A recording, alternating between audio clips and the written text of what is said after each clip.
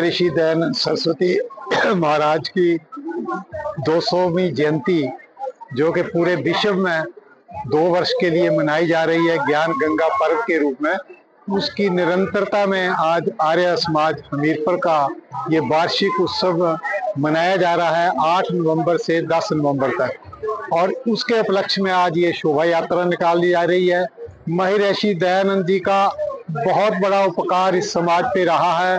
अंधविश्वास, पाखंड को दूर करना, जाति प्रथा को खत्म करना, सती प्रथा को बंद करवाना, शिक्षा, कन्याओं की शिक्षाओं में उन्होंने बहुत सारा योगदान दिया।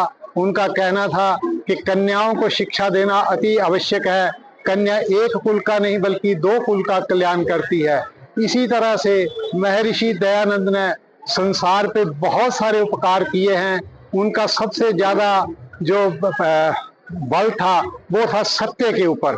हमें सत्य पे चलना है और हमें वेद धर्म जो है, हमारा वैदिक धर्म है, उसमें जो 4 वेद हैं, उसमें जो परमपिता परमात्मा ने हमें ज्ञान दिया है, उसमें जो हमारा संविधान बना है, उसको हमने पूरी तरह से लागू करना है।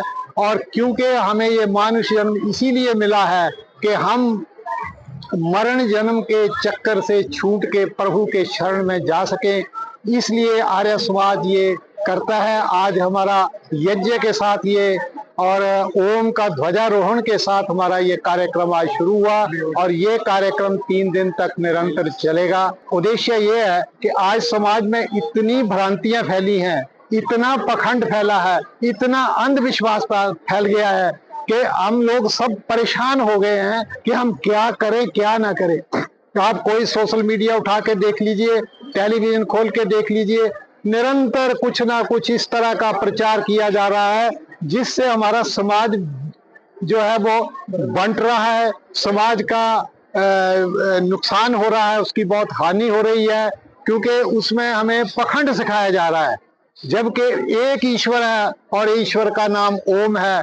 और पूरी दुनिया में अब तो ये वैज्ञानिक भी मान चुके हैं कि there is one ultimate power in the universe and that is God. और गॉड का सबसे सर्वश्रेष्ठ नाम वेदों में अगर कहा गया है तो वो ओम कहा गया है। वो वेदों में बार बार आता है, ओम क्रतो स्मर, ओम खम ब्रह्मा।